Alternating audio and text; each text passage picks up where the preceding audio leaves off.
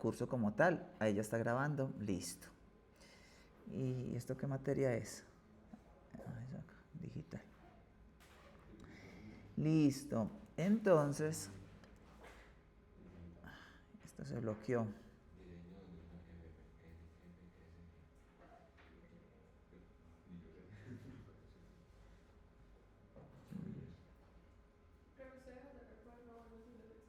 No.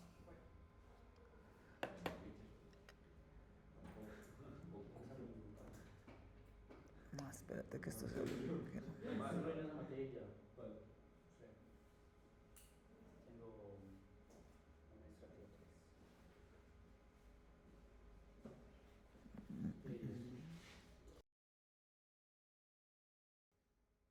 Hola, hola, listo. Pero muchachos que se me bloqueó. Esto por acá.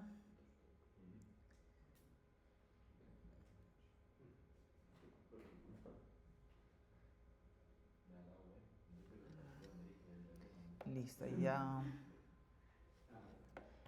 Bueno, entonces ya vamos a hablar específicamente del curso. Ya todos los que estamos acá nos conocemos, pues con los muchachos de circuitos ya hablamos un poquito ahora, entonces, y ya con los demás ya tienen experiencia conmigo, ya conocen más o menos cómo es mi metodología de trabajo, no cambia mucho respecto a lo que hemos trabajado previamente. Entonces ya podemos entrar a hablar directamente de lo que es el curso.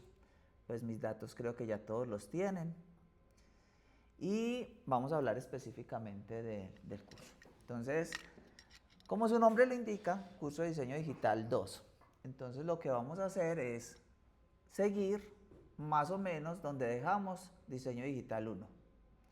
Entonces en diseño digital 1 vimos los sistemas numéricos, vimos sistemas, la dedicamos la mayor parte del tiempo a hablar de sistemas combinacionales y hacia el final del curso hablamos sobre sistemas secuenciales. Eso fue más o menos lo que se vio. ¿Qué es lo que se pretendía en el curso de diseño digital 1? Pues entender, y en digital 2, ¿qué es lo que se busca? Pues básicamente entender cómo funciona la computación, ver cómo a partir de un transistor nosotros podemos llegar a procesadores. ¿Listo? Eh, y entender cómo funcionan las máquinas, cómo se comunican las máquinas y demás. Básicamente en Digital 1 trabajamos con circuitos de baja complejidad y llegamos sin mucho a media complejidad. Pues la idea en este curso es trabajar proyectos de mediana y de media alta complejidad. Tampoco vamos a llegar a alta y muy alta complejidad, sino que nos vamos a quedar entre la mediana y media alta.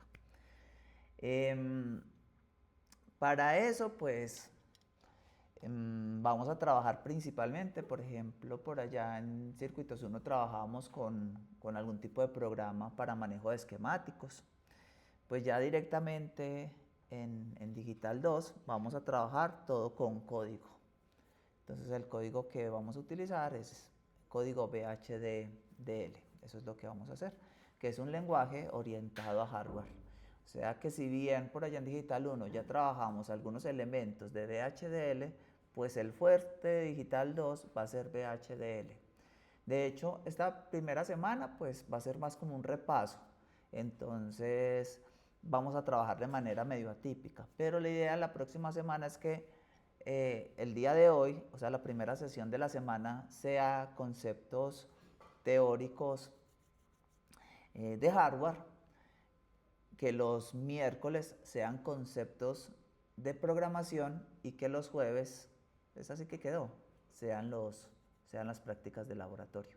O sea, es como si fuesen 3 clases independientes, así lo vamos a llevar. Entonces, el fuerte de este curso va a ser el manejo del lenguaje VHDL.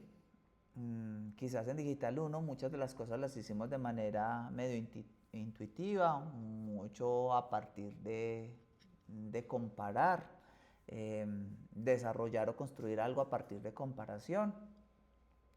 Aquí sí tenemos que ser buenos en VHDL, pues particularmente los que vieron el curso digital conmigo. Por ejemplo, trabajamos con VGA y trabajamos con algunos módulos. y yo les decía, utilicen este código, que ese código funciona, y ustedes simplemente monten el código de ustedes. Pues acá, esos códigos que yo les pasaba, los tienen que construir ustedes. O sea, ya tienen que tener un conocimiento más profundo de lo que es el VHDL. Y bueno, las herramientas que vamos a trabajar, pues básicamente va a ser Vivado. Toda la programación la vamos a hacer sobre Vivado. Vivado, pues digamos que hay dos grandes empresas que se dedican al trabajo con FPGAs. Una de ellas es Vivado y otra de ellas es Altera, pues que ya en este momento evolucionó el nombre como a Quartos, creo que se llama el software que ellos utilizan y demás.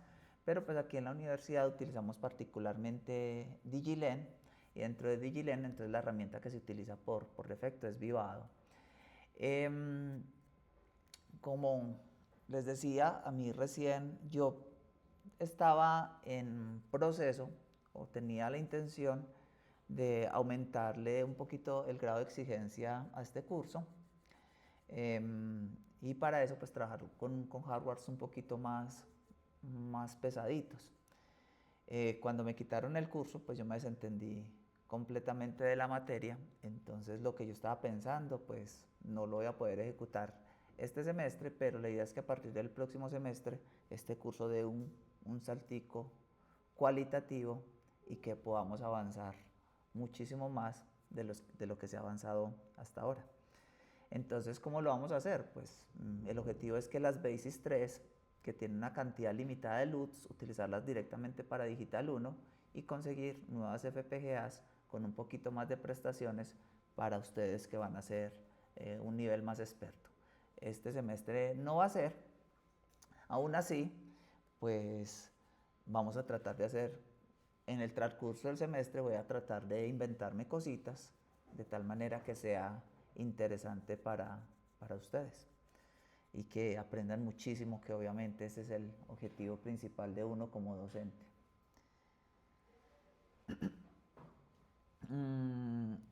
Vamos a trabajar básicamente 5 unidades temáticas. La primera unidad temática pues va a ser una repetición o un repaso de lo que ustedes vieron en la última unidad de Digital 1. Vamos a ver máquinas de estado, solamente que vamos a incluir un poquito más máquinas de estado tipo Mili, que se trabajaron de manera tangencial en Digital 1. Vamos a trabajar muchas máquinas de estado desde el punto de vista de la programación y vamos a trabajar un tema nuevo que no se trabaja en Digital 1, que se llama la minimización, porque ahora, y creo que también se los decía los que vieron conmigo Digital 1, no nos interesa que las cosas funcionen, sino que nos interesa que las cosas funcionen de manera óptima.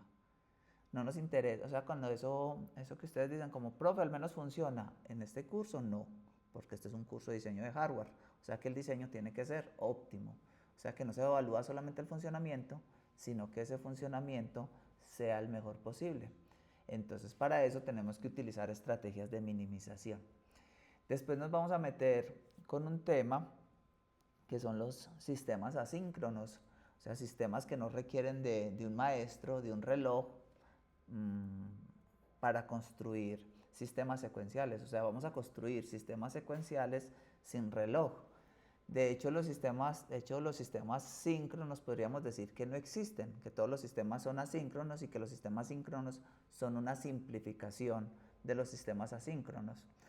La unidad 3 sería VHDL. Ahí aparece en el curso como si la fuésemos a ver en 3 o 4 semanas, pero realmente vamos a comenzar a trabajar este tema la próxima semana. O sea que vamos a arrancar con unidad 1 y unidad 3 de manera simultáneas. Listo. Los martes trabajamos unidad 1, los miércoles trabajamos unidad 3. ¿Por qué? Porque vamos a utilizar el VHDL para poder aplicar todo lo que veamos en unidad 1, unidad 2, unidad 4 y unidad 5. Entonces aquí vamos a entender muy bien cómo es la lógica de codificación. Recuerden que se habla de codificación y no de programación, porque básicamente nosotros lo que estamos haciendo es imaginarnos un hardware y luego codificando ese hardware. ¿Eso qué significa? ¿Qué significa que un lenguaje sea orientado a hardware? Que si yo les paso un código, usted viendo el código tiene que ser capaz de construir el circuito. O por el contrario, si le paso el circuito, que es la más fácil, usted tiene que ser capaz de construir el código. VHDL tiene algunas funcionalidades que son de muy alto nivel, entonces vamos a evitar utilizar cualquier tipo de funcionalidad que no pueda ser replicada o que no se pueda convertir directamente en hardware de manera intuitiva. Entonces no vamos a utilizar paquetes muy avanzados, todo lo tenemos que construir a partir de los paquetes básicos que ya están en VHDL, por lo menos para la unidad 1 y para la unidad 2. Para la unidad 3 y para la unidad 4 y para la unidad 5 sí podemos utilizar algún tipo de estructuras predefinidas, o sea, hardware ya prediseñado. Bueno, en la unidad 4 vamos a trabajar lo que son los caminos de datos.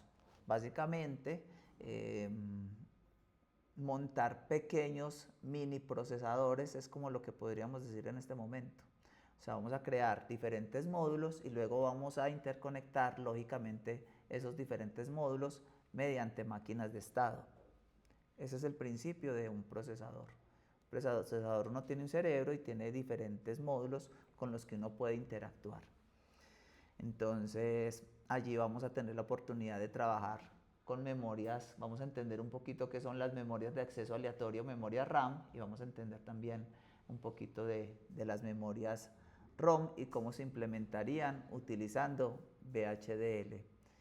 Y pues vamos a terminar, digamos que esta parte de acá, que es el diseño de RTL, pues la esperanza es que, digamos que esta parte de acá es una visión un poco optimista. Esperamos trabajar diseño RTL, también en VHDL.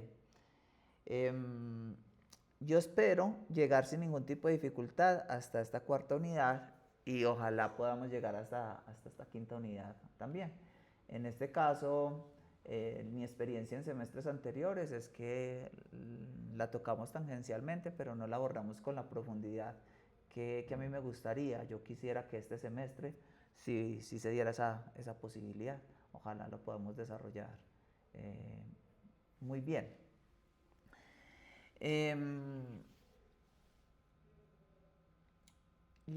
Este curso tiene, la evaluación es 30%, un examen común y corriente del parcial. El final es 30%, 20% teórico, 10% práctica final. La práctica final, los que trabajan conmigo en Digital 1, hago la claridad porque cada uno de los profesores tenemos metodologías diferentes, pero los que trabajaron conmigo en Digital 1, la práctica final era un procesador simple, un procesador de 4 instrucciones. En este caso, también va a ser un procesador simple, la práctica final. La diferencia es que va a ser de 16 instrucciones. Entonces, digamos que las prácticas finales de los dos cursos son procesadores, solamente que aquí ya el nivel de complejidad va a ser un poquito mayor. Así no parezca mucho desde lo cuantitativo pasar de 4 a 16, pues la realidad es que sí implica una serie de aspectos y que vamos a utilizar unos módulos, pues ya le vamos a meter varios caminos de datos, vamos a utilizar varias unidades aritmético-lógicas, vamos a utilizar memorias, entonces ya nos va a quedar un poquito más parecido a lo que es una arquitectura de un computador. De hecho, si en la unidad 5 tenemos posibilidad, pues hablaremos de las arquitecturas típicas de los computadores actuales. ¿Cuál es el objetivo de esto? Mostrar que desde un transistor uno puede llegar hasta un procesador, así de simple. Que si nosotros todo eso lo quisiéramos montar a punta de transistores, lo podríamos hacer. ¿Que nos demoraríamos una eternidad? Sí, pero que se puede hacer, se puede hacer. El seguimiento, van a ser 5 prácticas de laboratorio, cada una del 20%, aproximadamente cada 3 semanas va a haber una práctica de laboratorio. Digo aproximadamente porque habrán unas que no requieran 3 semanas, mientras que habrán otras que posiblemente nos gastemos un mes. De hecho, la primera práctica puede que nos demoremos 3-4 semanas aproximadamente. Por eso vamos a comenzar desde la próxima semana ya directamente con la práctica de laboratorio. Vamos a hacer 2 quizzes, un quiz en la semana 5 y otro quiz en la semana 13, teóricos, común y corriente, escritos, acerca de lo que tratemos en clase, y tareas que generalmente esas tareas están directamente relacionadas con las prácticas de laboratorio. O sea que realmente esto sería como si las tareas fuesen preinformes, por decirlo de alguna manera, y los laboratorios ya fuesen los informes. Entonces, a raíz de que vamos a tener tareas, que es como un desarrollo previo teórico, y vamos a tener prácticas, pues en esta ocasión no les voy a pedir informes de laboratorio, sino que todo lo que les voy a pedir son sustentaciones. ¿Listo? Entonces el tiempo que se van a ahorrar construyendo la práctica de laboratorio, pues la van a invertir en las tareas, que es básicamente la construcción de los diagramas, la construcción de las máquinas de estado, el entendimiento del problema. Este semestre no se ha dicho nada acerca de si va a haber jornada de exposición de artículos científicos o no, porque pues precisamente a los profesores nos dieron unas materias adicionales, entonces eso implica que vamos a tener tiempos que dedicamos a otras actividades, pues van a quedar un poco más reducidos. Entonces no sé si de pronto dentro de esos tiempos sacrificados están los tiempos de asesoría para la jornada de exposición de artículos científicos. Entonces, si se hace jornada de exposición de artículos científicos, ya saben que eso tiene un porcentaje dentro de la materia, que ese porcentaje es del 5% sobre el seguimiento, pero que puede cambiar en función de, bueno, 5% del total que está dentro del seguimiento, y que puede cambiar en mi caso pues en función del tipo de artículo que ustedes escojan y de la manera como lo expongan. Como esto no lo tenemos claro, solamente lo dejo aquí con asterisco. Vamos a decir que lo fijo, lo que tenemos claro, lo que va a ser cierto, es que vamos a realizar 5 entre prácticas de laboratorio y tareas. Como les digo, básicamente va a ser lo mismo, solamente que unas se las voy a evaluar de manera individual y las otras de manera grupal. Y que una es un desarrollo teórico, mientras que las otras un desarrollo teórico o una simulación, mientras que lo otro va a ser una implementación en FPGA. Y 2 quizzes, semana 5 y semana 13. A diferencia de circuitos 1, que sí tenemos 10 quizzes o más. ¿Listo? Ya les dieron claves de cómo... Ellos ya pasaron por todas esas cosas. Díganle que les dé claves de qué cae en el quiz 1. Pues que ayuden para algo, ¿verdad? Que sirvan para algo. Entonces, en la sustentación de los laboratorios es funcionamiento, los diagramas. Sí, exacto. Funcionamiento. Muy parecido a Digital 1, los que la vieron conmigo. Ustedes van a llegar con todos sus documentos, con todas sus hojitas, todos los cálculos, y yo les voy a hacer preguntas de la implementación. Y el código, preguntas del código. Y preguntas del código. Muchas preguntas del código para evitar algún tipo de ayuda adicional. Entonces va a ser muchas preguntas del código. O sea, cada función, cada línea, cada cosa extraña que vea la voy a preguntar hasta más no poder.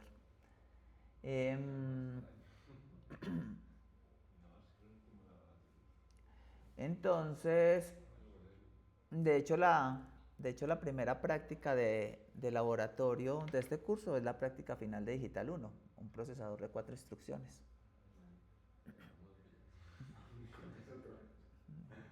Sí, solamente que lo vamos a hacer de manera un poquito más pausada porque vamos a tener casi un mes para desarrollarlo.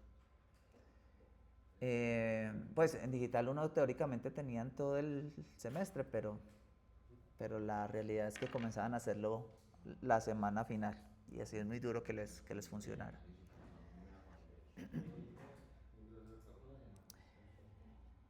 Para este curso yo no tengo como una bibliografía como tal. Yo creo que pues igual varios de los elementos los saco del libro de Brown.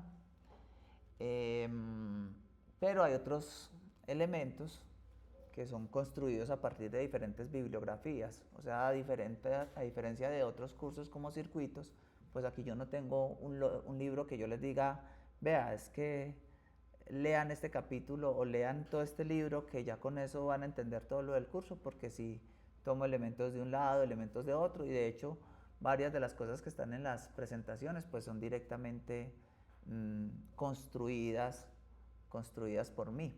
Entonces no es que estén precisamente en algún tipo de libro, sino que en función de la experiencia dictando el curso, pues las escribo, las redacto o las planteo de determinada manera. Entonces, pero de todas maneras, si fuésemos a hablar de un libro guía de este curso, hablaríamos de este que es el de Brown. Y pues aquí tenemos otras dos referencias. Este lo voy a utilizar mucho pues cuando vayamos a trabajar con VHDL, porque si bien el libro de Brown también tiene códigos en VHDL, pues este es un librito que está directamente orientado al VHDL. La situación es que el único libro que está en biblioteca es este, el de Brown, el libro guía. Los otros dos pues son como referencias que yo utilizo, pero lastimosamente no están en la biblioteca en este momento. Entonces yo he pensado en pedirlos para la biblioteca, pero infortunadamente los últimos libros que he solicitado pues han tenido bajo nivel de consulta. O sea, parece que las nuevas generaciones ya no prestan libros, entonces digamos que, entonces parece que o sea, yo mandé traer unos de inteligencia artificial, y nadie los está prestando, entonces ya estoy vetado por mala escogencia de libros. Pero bueno, y hay otros libritos, hay unos documentos de unas universidades muy buenos, muy interesantes, con los que yo voy a apoyar algunas prácticas de laboratorio, pues en sus momentos les iré pasando esa información. Notas de unas universidades españolas que dan el curso muy bonito, la verdad. Entonces, cuando veamos ese tipo de temas, pues les recomiendo qué lecturas podrían mirar, podrían trabajar.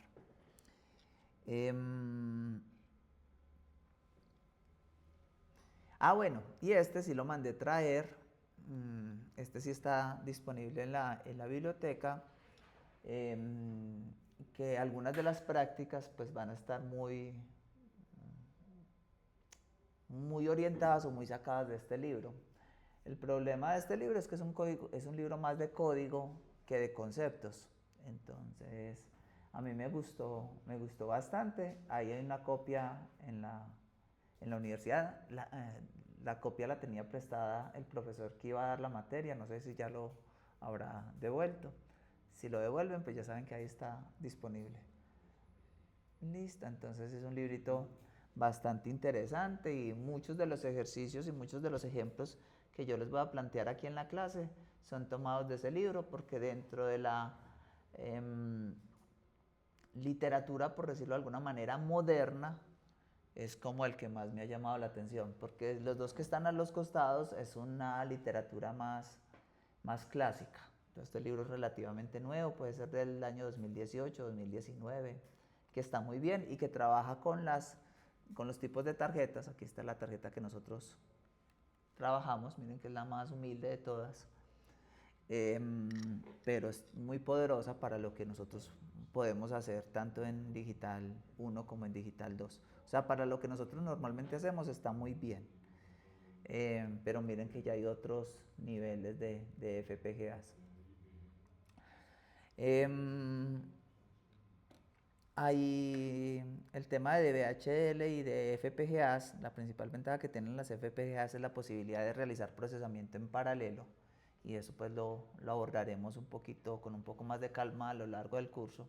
Entonces es maravilloso porque básicamente es una FPGA, es una caja de herramientas y yo con esa caja de herramientas, con esa caja de elementos, puedo construir algo por este lado y puedo construir otro algo por este lado y puedo hacer que los dos trabajen al mismo tiempo sin que este proceso interfiera con este otro proceso y puedo construir un tercer equipo, pues como es una caja de herramientas y de materiales, yo simplemente saco y voy construyendo. Entonces la gran ventaja que tienen las FPGAs respecto a los procesadores es que nos permite o nos da la posibilidad de trabajar en paralelo. Entonces muchos procesadores actuales utilizan FPGAs para realizar ciertos procesos en paralelo. O sea, dentro del procesador está un procesador y gestionan ciertas tareas con FPGAs. Y empresas que estén dedicadas directamente al diseño de chips, sí o sí tienen que utilizar VHDL y sí o sí utilizan FPGAs para probar sus prototipos. Y bueno, hay una compañera mía de la época de la universidad, se fue a trabajar a Europa, está trabajando en Ericsson, que es una marca de telecomunicaciones en general, pues en un principio era de celulares, pero en este momento es una empresa de telecomunicaciones de Suecia. Y allá ellos trabajan con FPGAs, todo el tema de procesos, de modulaciones, de transmisión y de comunicaciones digitales.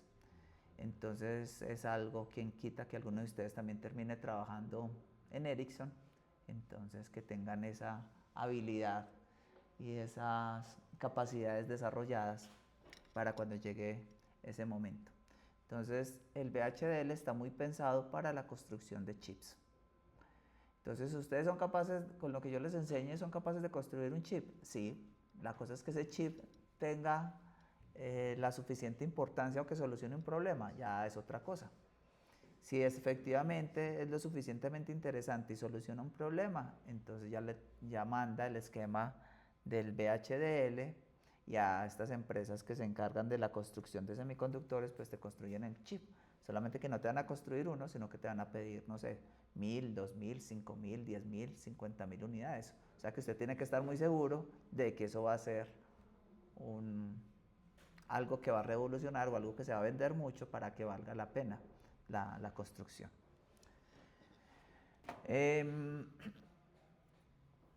Ya si uno no quiere utilizar FPGAs, pues existen otro tipo de dispositivos de más bajo costo donde uno puede construir un chip de manera simple, o pues directamente están los microcontroladores que si uno no tiene ningún problema en trabajar de manera secuencial, pues están muy bien como para tareas y ejercicios simples.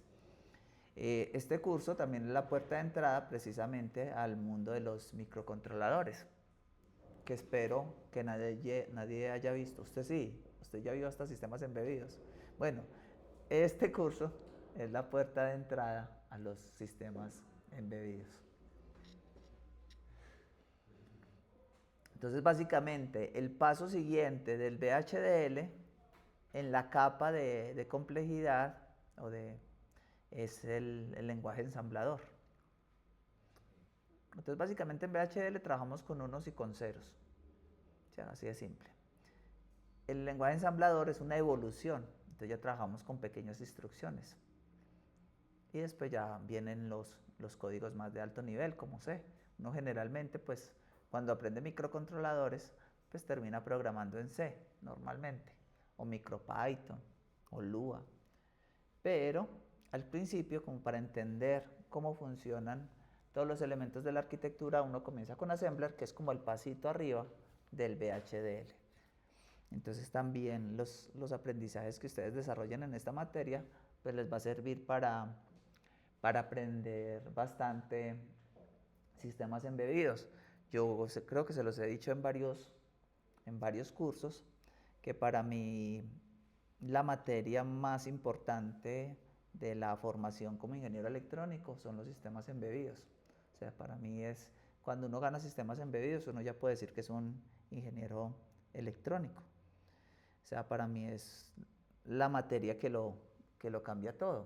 Y pues por lo tanto, para mí es una materia supremamente difícil, pues aprenderla bien. No ganarla, sino aprender bien de sistemas embebidos se me hace supremamente complejo. Pero que después de que uno entiende esos elementos, o sea, uno ya está listo para cualquier cosa que le pongan. Eh, entonces, es una materia los sistemas embebidos por la que yo siento un especial cariño. Ay, qué pena, no cerré el WhatsApp. Eh, si están escuchando este video, se van a quedar sordos con cada uno de estos ruiditos.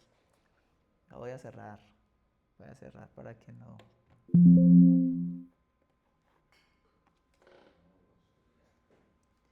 Voy a cerrar para que.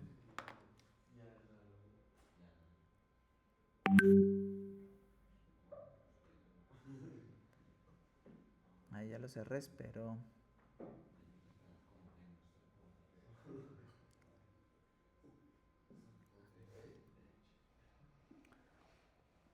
Entonces les decía que es una materia por la que siento especial cariño. O sea, es de las materias que no doy. Obviamente las materias que yo más quiero en este momento son las materias que yo doy, porque uno tiene que querer lo que da. Pero de las materias que yo no doy y que objetivamente me parece de las mejores de la carrera son los sistemas embebidos. Para mí representa un salto diferencial en la formación de uno como ingeniero. Entonces, si ustedes ganan sistemas embebidos, ya son ingenieros. O se aprenden bien sistemas embebidos, porque ganar puede ser algo circunstancial. Uno puede ganar una materia sin saberla. Pero si aprenden bien sistemas embebidos, ya son ingenieros. O sea, ya pueden hacer muchas cosas maravillosas a partir de ese conocimiento. Entonces, esta materia es la puerta de entrada hacia los sistemas embebidos. Y si bien pues hay otros cursos asociados con los sistemas embebidos, por ejemplo IoT, en algún momento se hablaba de diseño embebido. Para mí, el que cierra todo este ciclo de la línea digital son los sistemas embebidos. Me parece una materia espectacular. Entonces todo lo que aprendamos acá pues va a estar directamente relacionado precisamente con esa materia que para mí es tan especial y que es tan interesante. Entonces comencemos haciendo un repaso de lo que nosotros trabajamos en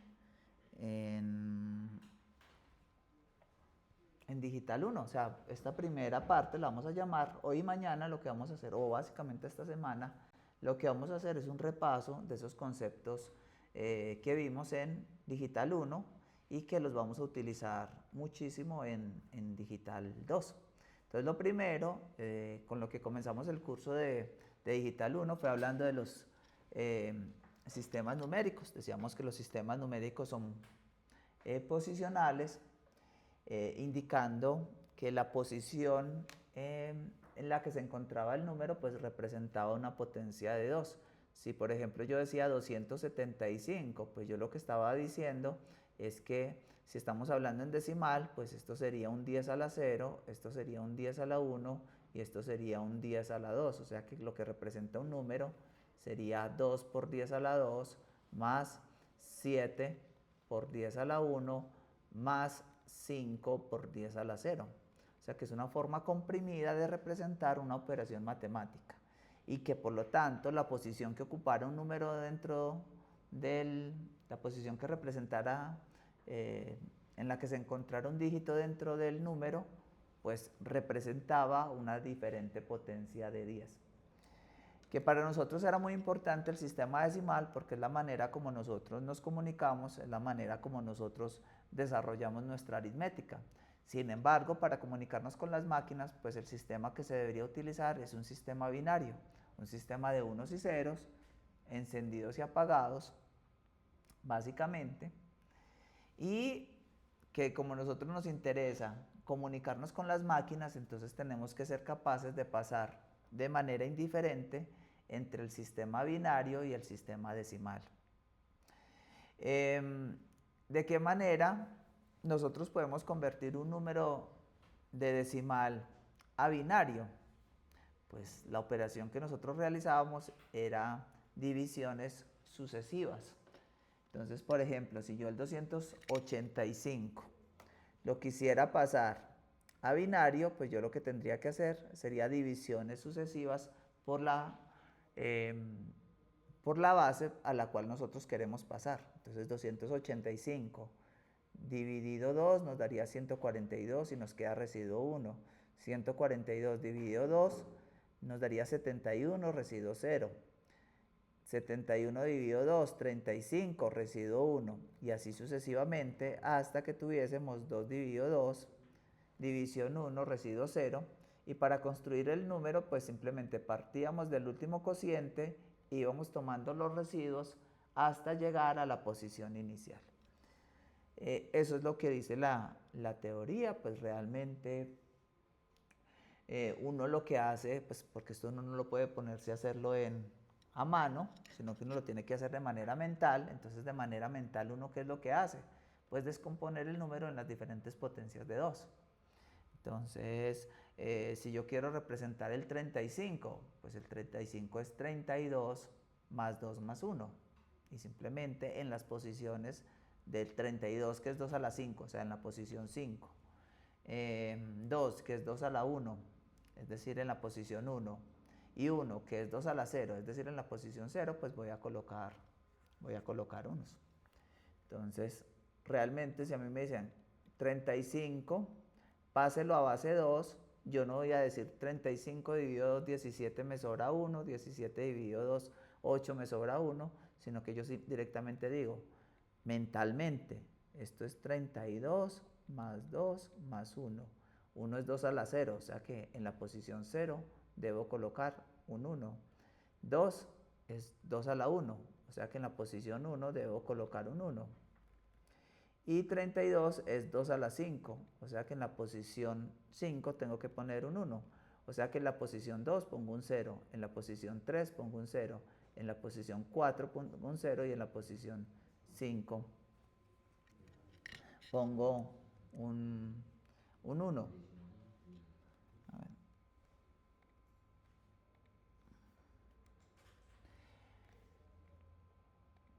Entonces, si yo tengo el 73, ¿qué tengo que hacer para el 73?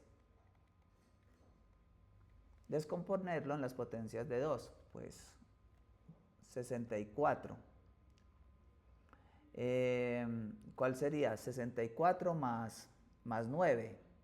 9 no es una potencia de 2, o sea, 64 más 8 más 1. O sea, en la posición 0, en la posición 3 y en la posición 6 tengo que colocar unos. Entonces, posición 0, 1, 2, 3, 4, 5 y 6. En la posición 6, en la posición 1 y en la posición 3 y el resto ceros.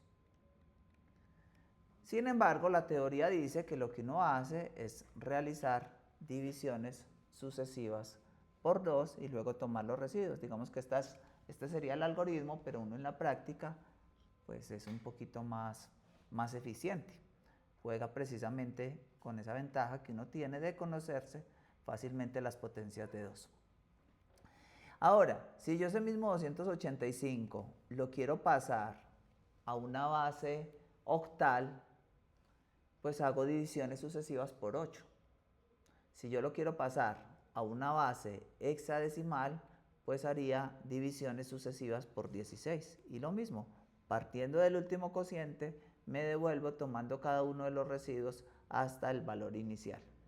Ahora, nosotros necesitamos el sistema decimal para comunicarnos entre nosotros, es la manera como nosotros operamos. Y necesitamos el sistema binario para comunicarnos con las máquinas se comunican en binario. ¿Cuál es la razón de utilizar octal o hexadecimal? Pues el octal y el hexadecimal son formas comprimidas de representar números binarios.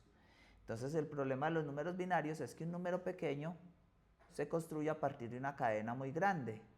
Mejor dicho, se me acaba el cuaderno rapidísimo si escribiera todo en binario. Entonces tengo que representar esas cadenas binarias, pero de manera más comprimida. Los sistemas numéricos que me permiten representar los sistemas binarios de manera comprimida son el octal y el hexadecimal. Entonces, en el octal trabajamos con dígitos que van desde 0 hasta 7, o sea, con 8 símbolos. En hexadecimal trabajamos con símbolos que van desde 0 hasta F, es decir, los números desde 0 hasta el 9, y a partir del 9 pues tenemos A, B, C, D, E y F.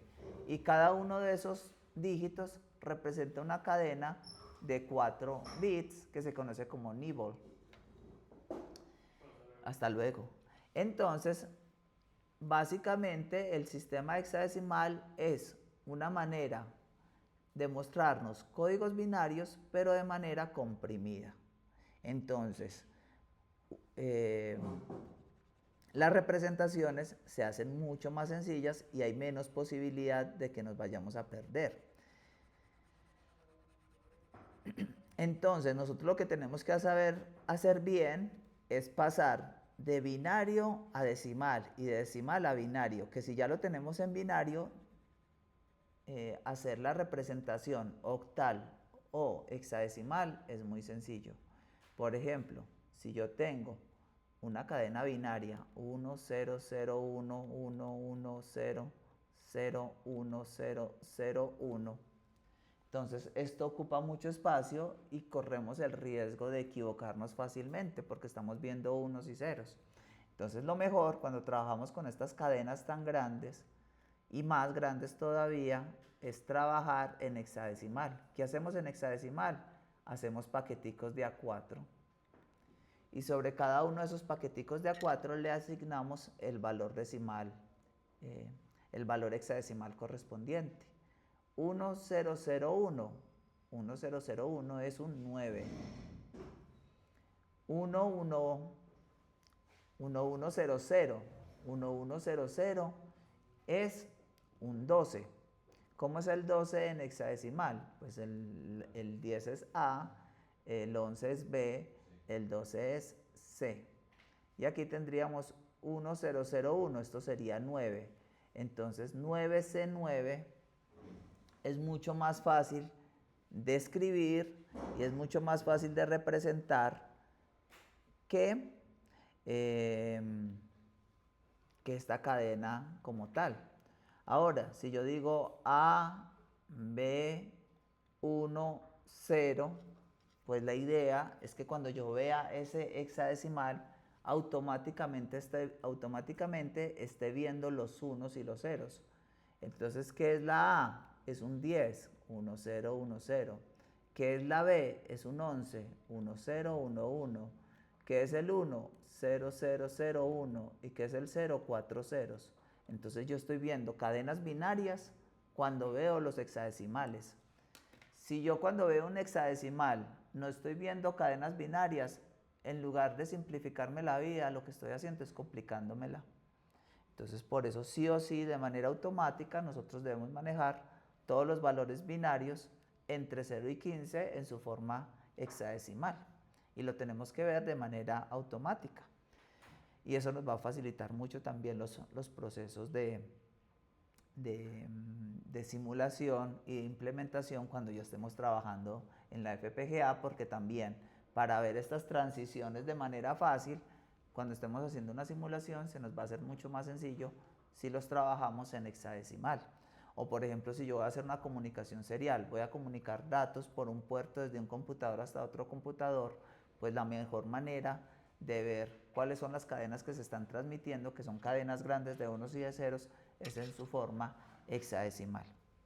Entonces, por allá en Digital 1, lo que tratábamos de dejar claro en esta primera unidad es que es muy importante conocer el lenguaje decimal, porque es con el que nos comunicamos nosotros, pero también es muy importante conocer el sistema binario, y que entre el sistema binario y el sistema decimal se compartían muchas similitudes, pero que también tenía sus particularidades, y que el hexadecimal era una manera comprimida de representar números binarios, lo que nos hacía mucho más fácil los procesos de visualización. Listo. Entonces, Si queremos pasar de un número a cualquier base, lo único que tenemos que hacer es divisiones sucesivas por esa base. Tomamos el último cociente y nos devolvemos tomando cada uno de los residuos. Este sería, por ejemplo, el 285 en hexadecimal y este sería el 285 en octal. Ahora, ¿cómo realizaríamos el proceso inverso?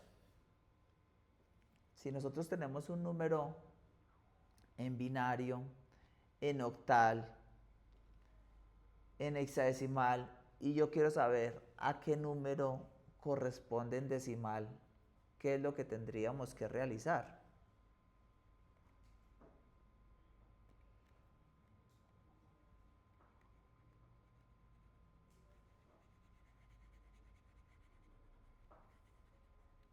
Pues aquí lo que hacemos es jugar con las posiciones.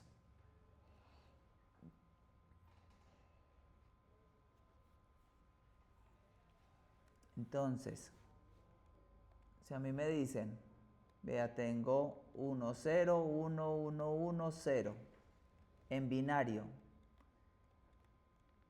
y yo quiero pasarlo a decimal, pues voy a jugar con las posiciones. Esta es la posición 0, la posición 1, la posición 2, la posición 3, la posición 4 y la posición 5. ¿Dónde tenemos unos? En la posición 5. ¿Cuánto es 2 a la 5? 32. ¿Dónde tenemos 1? En la posición 3. ¿Cuánto es 2 a la 3? 8. ¿Dónde tenemos 1? En la posición 2. ¿Cuánto es 2 a la 2? 4. Y en la posición 1, ¿cuánto es 2 a la 1? 2. O sea que realmente este número que tenemos acá en binario sería un 46. Esto nosotros lo vamos a hacer de manera mental, de manera automática, ¿cierto? Porque si usted está haciendo una simulación, si usted está implementando un ejercicio, usted no se puede poner a hacer estas cuentas una por una, porque si no se va a quedar una hora o dos verificando si su ejercicio funcionó o no funcionó.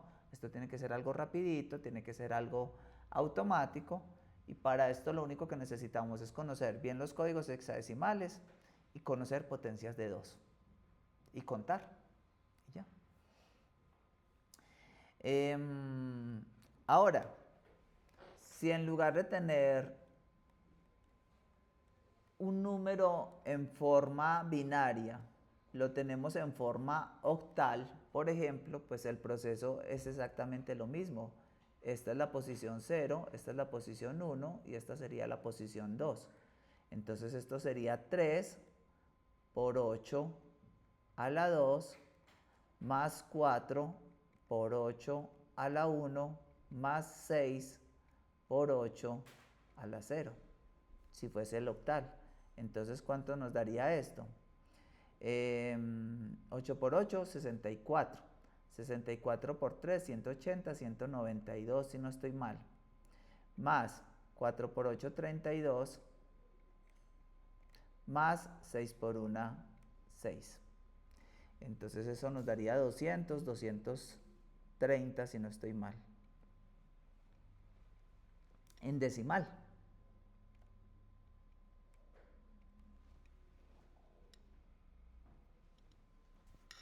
Y si ya estamos trabajando con hexadecimales, por ejemplo, yo tengo A, D, F en hexadecimal y yo lo quiero pasar a decimal, pues lo mismo, posición 0, posición 1 y posición 2. Entonces, sería A, ¿qué es A? Es un 10 por 16 a la 2, más D, ¿qué es D? Un 13 por 16 a la 1, más F, ¿qué es F? Un 15 por 16 a la 0. Entonces 16 por 16 nos daría 256 por 10, 2560. 13 por 13 por 16. Bueno, ahí sí, 13 por 6, 78. Van 7. 13 por 1, 13 y 7, 20. Ay, no sé cuánto es. ¿Ah? ¿Cuánto? Bueno. Más 15. Entonces, ¿cuánto nos daría esto? 2568, 73, 83.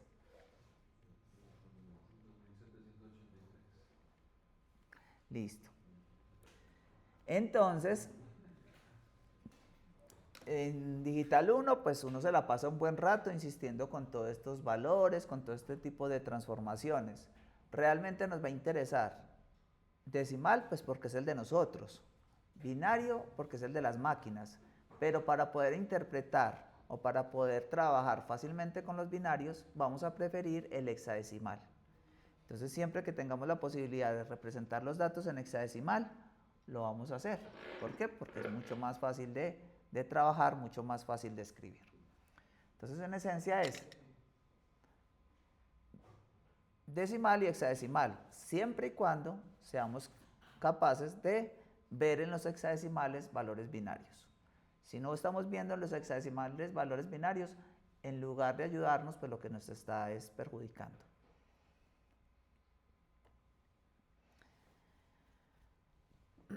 Listo, y ya saben que para pasar de binario a hexadecimal o de hexadecimal a binario, pues grupitos de 4, o cada dígito pues va a ser una representación de una cadena binaria de 4 dígitos. Así de simple. Entonces, ¿qué número sería este? Pues ahí ya están señalados los grupitos de 4. ¿Qué número es este? 1101. Es una D, es el enter. Aquí tendríamos un 8.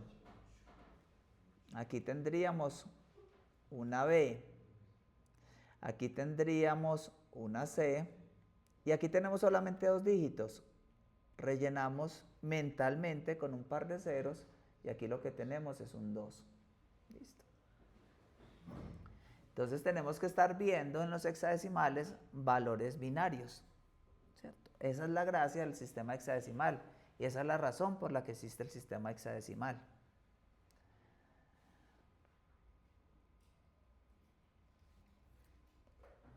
Listo. Cuando terminamos de ver los sistemas numéricos por allá en Digital 1, ¿qué fue lo siguiente que vimos? Pues algunas operaciones aritméticas.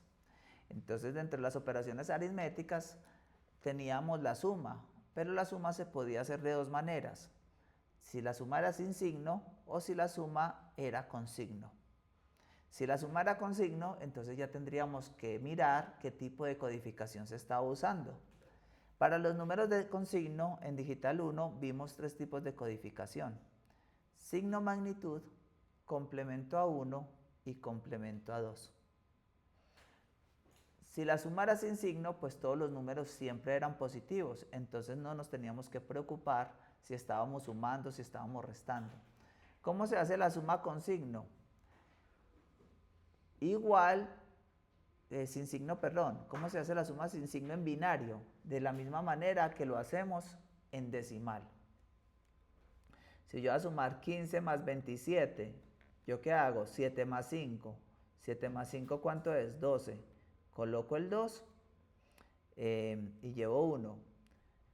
2 más 1, 3. Y el que llevaba, 4. Esa es la manera como nosotros sumamos en decimal. ¿Cómo lo hacemos en binario? Tal cual. Entonces, ¿qué pasa si yo voy a sumar este par de números? Yo digo 1 más 1. 1 más 1 es 10. Coloco el 0 y llevo 1. 1 más 0, 1. Y 1 que llevaba, 10. Coloco el 0 y llevo 1. 0 más 0, 0. Y 1 que llevaba, 1 y llevo 0. 0 más 0 más 0, 0 y llevo 0.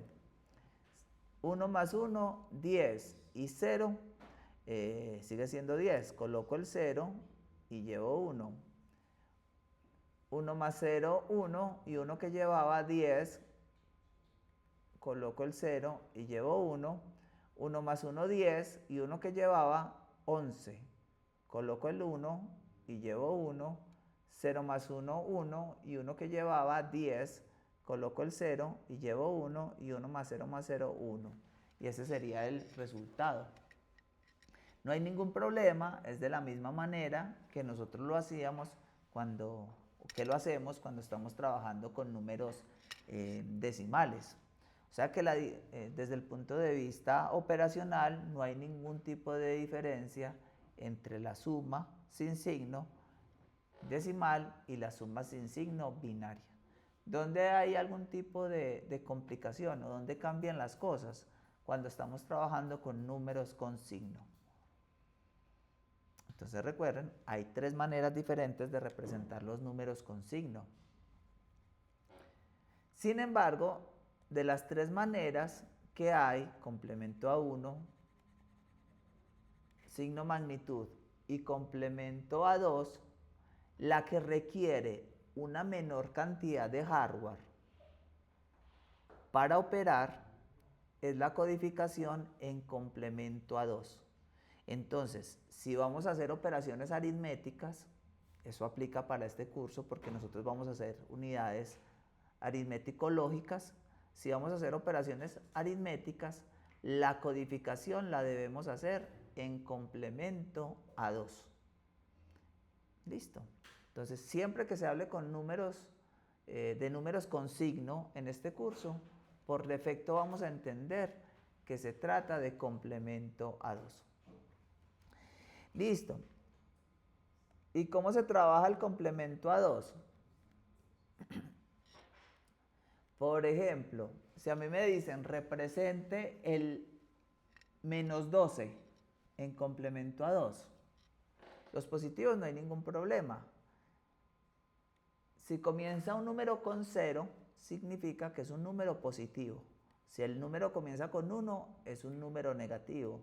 O sea que si yo digo 1, 0, 1, 1, 0, 0, este número es positivo y se lee común y corriente. Esto sería un 12. ¿Listo? Pero si yo quiero representar el menos 12, si yo lo que quiero es representar el menos 12 en complemento a 2, lo único que tengo que hacer es dejar todo igual, escribo el número en positivo, en este caso el 12 positivo. Dejo todo igual hasta encontrar el primer 1. Y a partir de ese primer 1, invierto cada uno de los dígitos. O sea que este 1 de acá cambiaría a 0 y este cambiaría.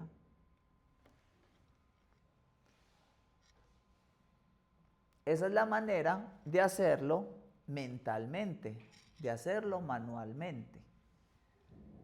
Pero si yo necesito que una máquina haga esto por mí, no puedo utilizar esta estrategia, porque yo no le puedo decir a una máquina, busque el primer 1 y a partir del primer 1 invierta. Entonces debemos tener un algoritmo diferente para que lo haga la máquina. ¿Cuál sería el algoritmo diferente? Tomamos el número, si queremos que lo haga una máquina, tomamos el número en positivo, invierto cada dígito, entonces esto me quedaría 1, 0, 0, 1, 1. Ustedes dirán, pero ¿cómo así? ¿Cómo voy a hacer con hardware para invertir cada dígito? Pues con una compuerta inversora. Las inversoras me ayudan a invertir cada dígito. Y luego a este le sumo 1. Entonces 1 más 1, 0, va 1. 1 más 1, 0, va 1. 1 más 0, 1, va 0. 0 y 1. O sea que esto sería el menos 12, pero hecho por una máquina, que es exactamente lo mismo que el menos 12 que hacemos nosotros, que lo construimos nosotros. Entonces, si quiero encontrar números negativos, parto del número positivo y invierto todos y sumo 1, o dejo todo igual hasta encontrarme el primer 1 de derecha hacia izquierda y a partir de ese momento invierto todo. ¿Listo? Aquí voy un poquito rápido porque se supone que es un repaso, ¿cierto? Sí, sí, bien. Sí, es un repaso. ¿O no? Sí. Se supone. ¿Quién es el que tiene? Sí, ¿usted hace cuánto vio el curso? Ah, bueno. Y la mayoría lo vieron en el semestre pasado, entonces estamos súper bien en ese aspecto.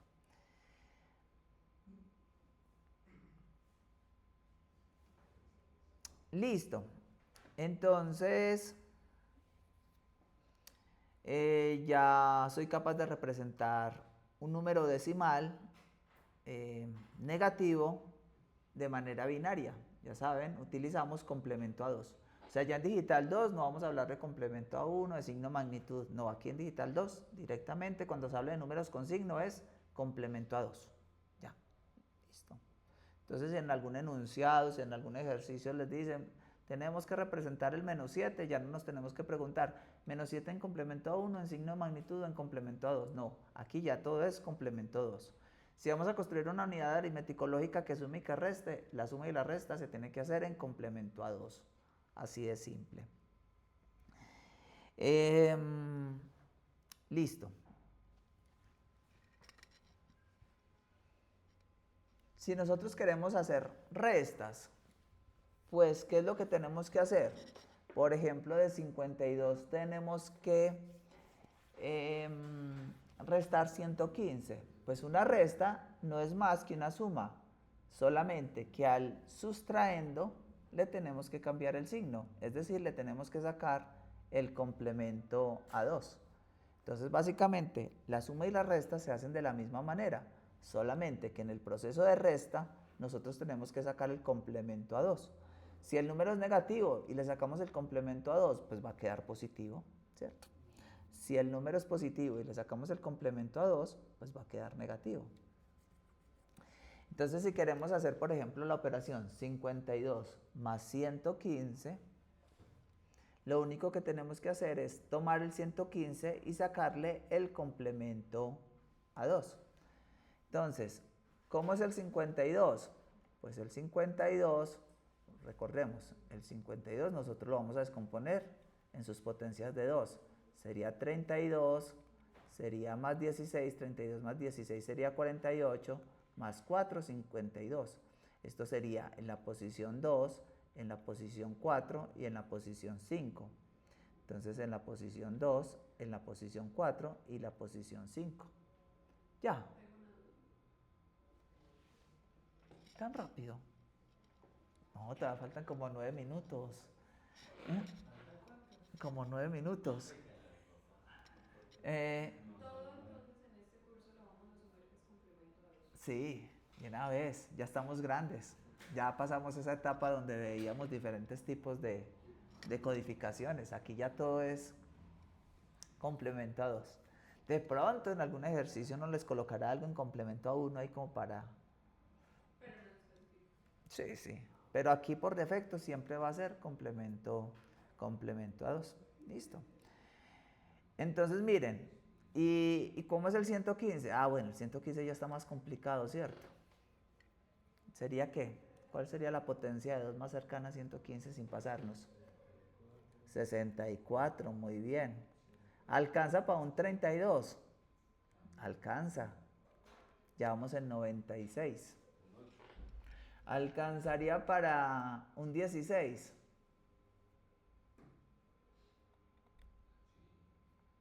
16. ¿Ya vamos en cuánto? 112.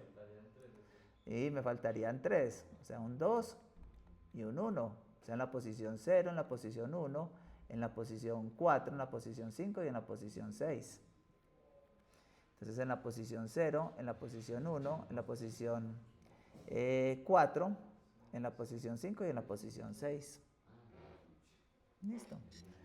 Ahora, como vamos a hacer 52 menos 15 al 15, al 115, 52 menos 115, al 115 le tengo que encontrar el negativo. Es decir, le tengo que cambiar de signo. ¿Cómo se le cambia de signo? Dejamos todo igual hasta encontrar el primer 1 Y a partir de ahí comenzamos a invertir. Entonces 0, 1, 1, 0, 0, 0 y 1. ¿Y luego qué hacemos? Sumamos el 52 con el complemento del 115, que es el menos 115. ¿Listo? ¿Y cómo se suma? Término a término, común y corriente, pero como es una suma con signo, se ignora el último acarreo. Se ignora el último acarreo. Pues aquí el último acarreo fue 0. Se ignora, pero si fuese un 1, también se ignora. ¿Listo? O sea, se hace la suma común y corriente.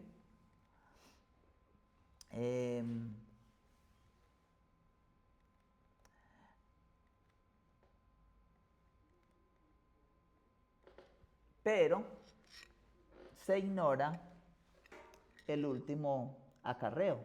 O sea, este 0 que nos dio allá, no lo bajamos. Si fuera un 1 se ignora. Si fuese un 1 también se ignoraría. Pero ¿cómo así que? Porque allá no serían dos ceros. ¿Me equivoqué? No, porque, pues sí, no entendí esa parte de ahí. ¿En la suma? No, cuando se voltean los números. Ah, bueno. Acá. Sí. Entonces, se deja todo igual hasta el primer 1. Ajá. Entonces, ese 1 queda igual. Y a partir de ahí comenzamos a invertir. Este 1 se convierte en 0. Este se convierte en 1. Este se convierte en 1. Estos 3 se convierten en ceros. ¿Listo? Y este en 1. Ahora, el número resultante, ¿cómo nos dio? ¿Cuál es el bit más significativo? El bit más significativo es un 1. ¿Qué nos está indicando? Que el resultado es negativo. Si yo quiero saber qué número es, como comienza en 1, yo ya sé que es un menos. ¿Tiene sentido que nos hubiese dado negativo? 52 menos 115 tiene sentido que nos haya dado negativo. Sí, tiene sentido. Listo, y para saber qué número es exactamente, le tengo que sacar el complemento a 2. Dejo todo igual hasta encontrar el primer 1 y a partir del primer 1 invierto todo.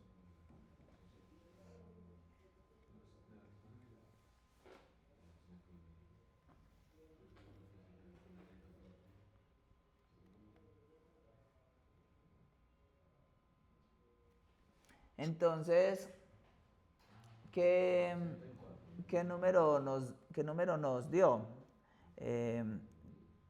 Posición 2, 4, 5. Nos dio menos 63. ¿Cierto? 52 menos 115 es menos 63. Sí, segurísimo.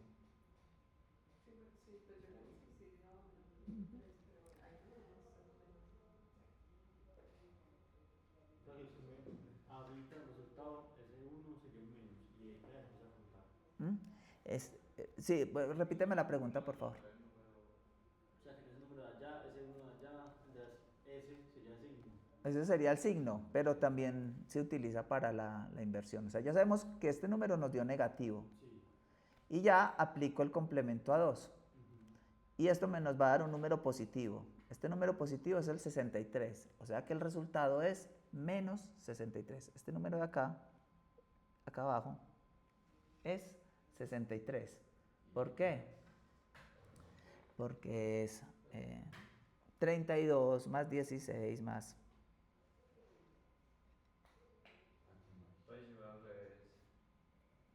Si hubiese dado, si el signo, si nos hubiese dado, por ejemplo, 0, 1, 1, 1, 0, 0, el resultado se lee directamente.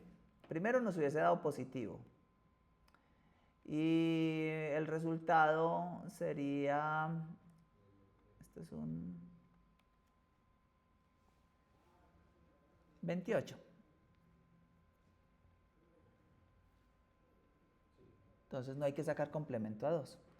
Uno le saca complemento a 2 al número negativo para saber qué número es. Ahora, si usted es capaz de leerlo directamente sin necesidad de sacarle el complemento a 2, pues maravilloso. Si usted de aquí es capaz de decir directamente, eso es un menos 63, pues sería lo ideal. Pero como no, entonces uno lo que hace es invertirlo, leer el número en positivo y le colocas el signo menos. Entonces, en la suma con signo, suma resta con signo, se hace la suma común y corriente y el último acarreo se ignora. Listo, nos vemos mañana a las 12.